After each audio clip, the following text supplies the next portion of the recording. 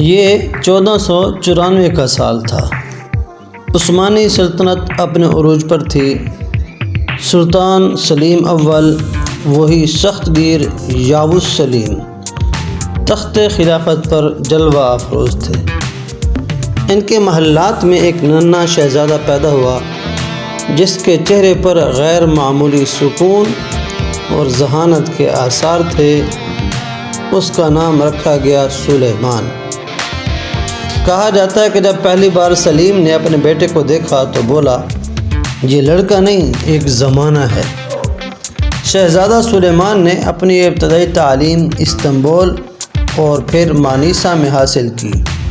اس نے عربی، فارسی، ترکی اور لاطینی زبانوں میں مہارت حاصل کی۔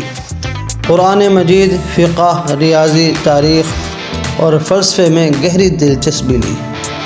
بچپن ہی سے اس میں ایک عجیب سا سکون، انصاف پسندی اور علم دوستی نظر آتی تھی۔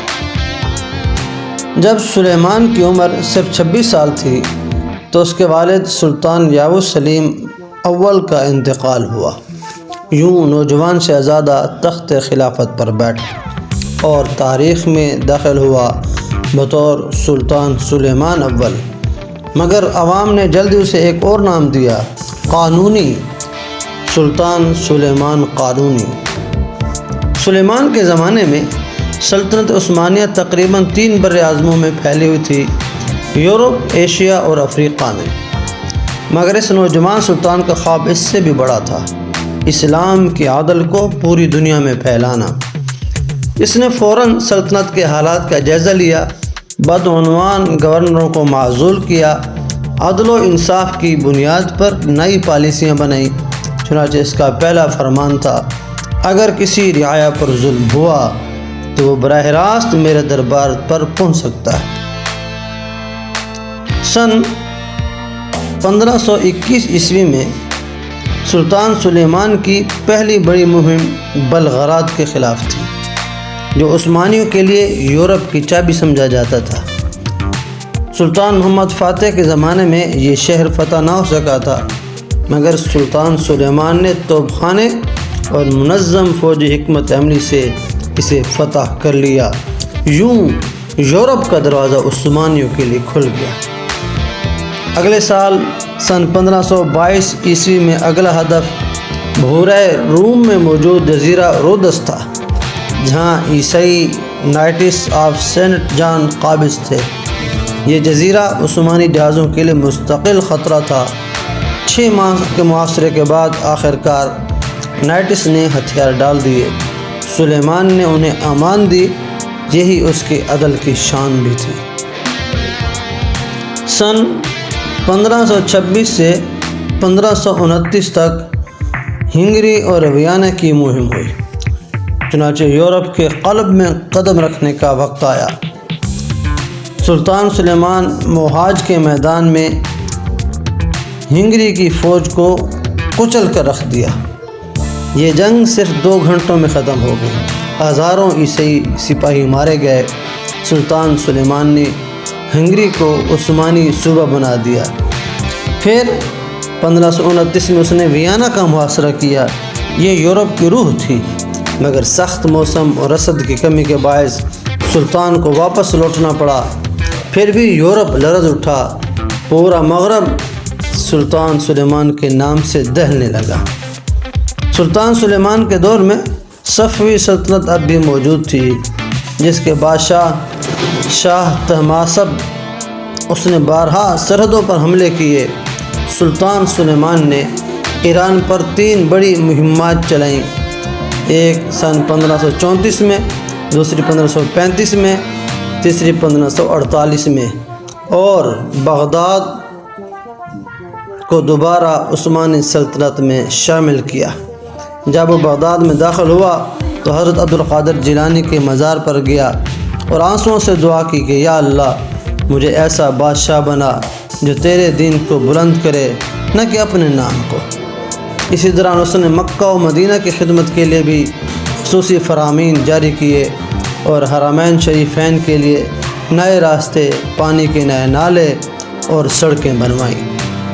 سلطان سلیمان نے باہری طاقت کو نئی زندگی دی اس نے بحریہ کی قیادت خیر الدین باربروسا پاشا کو سونپی، جو تاریخ کے عظیم ترین ایڈمرل میں سے تھا۔ باربروسا کی قیادت میں عثمانی بحریہ نے بحیرہ روم، شمالی افریقہ اور بحیرہ ایڈن پر بھی قبضہ کر لیا۔ 1538 کی جنگ پریکزا میں عثمانی بحریہ نے پورے یورپی اتحاد کو شکست دی۔ یہ وہ لمحہ تھا جب عثمانی جھنڈوں نے سمندروں پر حکمرانی شروع کی۔ سلطان سلیمان صرف فاتح نہیں، مصلح بھی تھا، اسی لیے اسے قانونی کہا گیا ہے۔ اس نے صدیوں پرانے قوانین کو منظم کیا، فقہی اصولوں کو ریاستی نظام سے ہم آہنگ کیا اور قانون نامہ سلیمانیہ ترتیب دیا، جس میں درج تھا رعایا پر ظلم حرام ہے، ہر صوبے کا گورنر خلیفہ کے حکم کا پابند ہوگا، عدلیہ علماء اور قاضیوں کے زیر انتظام رہے گی، کسان، سپاہی، تاجر سب ایک قانون کے تابع ہوں گے۔ یہ نظام اتنا مضبوط تھا کہ یورپی مورخین لکھتے ہیں کہ اگر سلطان سلیمان کا دور یورپ میں ہوتا تو اسے نشأت ثانیہ کہہ دیتے۔ سلطان سلیمان کی زندگی میں ایک عورت آئی جس نے نہ صرف اس کے دل کو بلکہ تاریخ کو بھی بدل دیا۔ خرم سلطان، جو دراصل ایک غلام لڑکی تھی، کہا جاتا ہے کہ وہ یوکرین کے علاقے سے قیدی بن کر محل میں آئی، مگر اپنی ذہانت، مسکراہٹ اور عقل سے سلطان کے دل پر قابض ہو گئی۔ سلطان سلیمان نے اسے آزاد کیا اور نکاح کیا اس کے ساتھ، اور وہ ملکہ خرم کہلائی۔ اس کے اثر سے دربار میں نئی سیاست شروع ہوئی۔ وزیر اعظم ابراہیم پاشا، جو سلطان کا پرانا دوست تھا، اسی کے دربار میں اسی کی سازشوں سے مارا گیا۔ کہا جاتا ہے کہ اس کی موت نے سلطان کے دل پر گہرا زخم چھوڑا۔ سلطان سلیمان کے دور میں استنبول دنیا کا حسین ترین شہر بن گیا۔ عظیم معمار سنان نے سینکڑوں مساجد، پل، قلعے اور حمام تعمیر کیے۔ ان میں سب سے مشہور جامع سلیمانیہ تھی، جو آج بھی استنبول کی شان ہے۔ یہ مسجد سلطان کی محبت، فن اور ایمان کا حسین امتزاج ہے۔ کہا جاتا ہے کہ اس کی تعمیر کے دوران سلطان روزانہ آ کر معماروں سے پوچھتا، یہ عمارت عبادت کے لیے ہے یا فخر کے لیے؟ تو معمار جواب دیتے، صرف عبادت کے لیے حضور۔ سلطان سلیمان خود شاعر تھا اور اس کا تخلص تھا محبی۔ اس کے اشعار فارسی اور ترکی دونوں میں تھے۔ اس کے دربار میں علماء، صوفیاء، شعراء اور فنکاروں کی بھرمار تھی۔ سلطان ہر ہفتے ادبی مجلس منعقد کرتا، جہاں علمی مباحثے اور صوفیانہ گفتگو ہوتی۔ یہ وہ دور تھا جب استنبول اسلامی دنیا کا ثقافتی دارالحکومت بن چکا تھا۔ سن 1566 عیسوی میں جب سلطان کی عمر 72 سال کی تھی، اس نے پھر تلوار اٹھائی اور اس بار ہنگری کے ایک شہر کی طرف چل پڑا۔ اس وقت وہ بیمار اور کمزور بھی تھا، مگر اس کے جذبے جوان تھے۔ محاصرہ شروع ہوا۔ رات کو سلطان اپنے خیمے میں وضو کر کے قرآن کھول کے خاموشی سے بیٹھا رہا۔ اگلی صبح وہ خیمے میں بے جان پایا گیا۔ اس کے درباریوں نے موت کو چھپایا تاکہ فوج کا حوصلہ قائم رہے۔ یوں لشکر نے جنگ جیت لی اور سلطان کی آخری خواہش پوری ہوئی۔ اسلامی پرچم یورپ کے قلب تک پہنچ گیا۔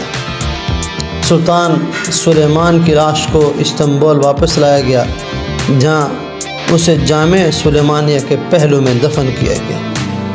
کہا جاتا ہے کہ جب قبر کھودی جا رہی تھی تو ایک بزرگ نے کہا، یہ زمین خوش قسمت ہے کہ اس میں عدل سونے آ رہا ہے۔ سلطان سلیمان کے دور کو عثمانی سلطنت کا سنہری عہد کہا جاتا ہے۔ اس نے 46 سال حکومت کی، تقریباً نصف صدی۔ اس کے بعد سلطنت کم و بیش 2 صدیوں تک اسی کے طریقے پر، اسی کی میراث پر قائم رہی۔ اس کے دور میں سلطنت کا رقبہ 15 لاکھ مربع میل سے زیادہ ہو گیا۔ دنیا کی سب سے منظم فوج اور منظم بحریہ بنی۔ ملک بھر میں عدالت، تعلیم اور فنون کا نظام مثالی تھا۔ یورپ نے عثمانیوں سے خوف کے ساتھ عزت بھی سیکھی۔ یہی وجہ ہے کہ یورپی مورخین نے مسلم دنیا سے کہا کہ یہ عدل کا بادشاہ ہیں۔ ایک روایت میں ہے کہ ایک دن سلطان سلیمان محل کے صحن میں بیٹھا تھا۔ ایک بوڑھی عورت آئی اور بولی، سلطان، تمہارے سپاہی نے میرا درخت کاٹ دیا ہے۔